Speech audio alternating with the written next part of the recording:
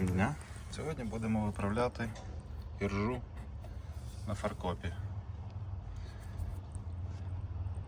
Планую обробити щіткою стальною,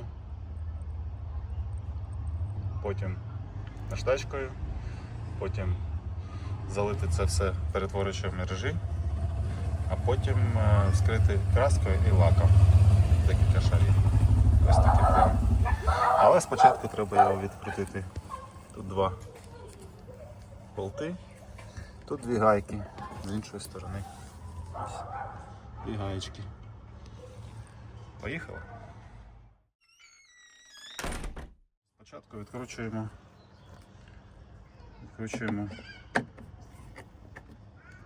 контактний роз'єм.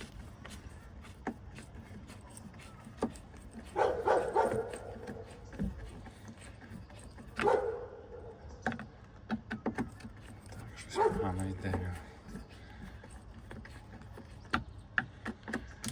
Можливо, прокручується з іншої сторони.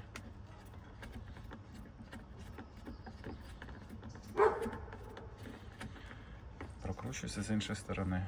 Ну, ви зрозуміли. Як з'ясувалося, тут три болтики, три гаєчки. Ключик на 7. Ключик на 7. Ось ще одна ось тут. Бачите? Все, під'єднуємо його. Як він тут у нас сидить.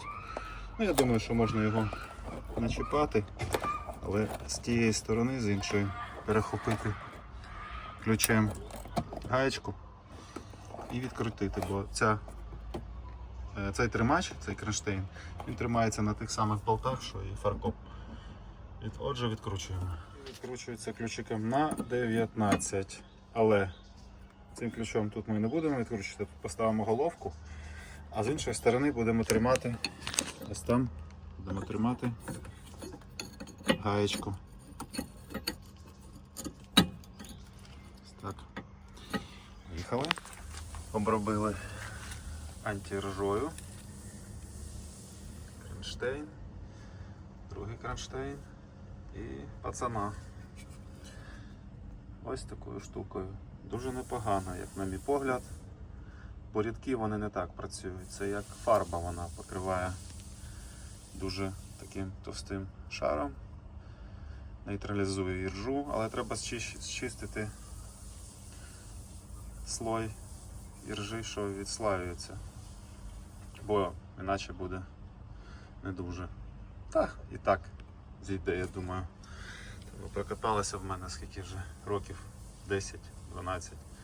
Ледь відкрутив ці болти, буду міняти нові, ставити. Ось такий купив. Що тут? 8,8, клас міцності на 19 теж. Ставимо нові. Треба цей процес контролювати, бо хочеться, щоб все було файно. Покрив лаком.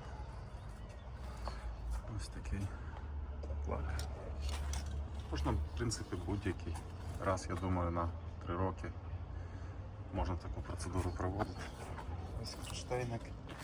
Новий вирішив не купляти. Цей ще походить трошки.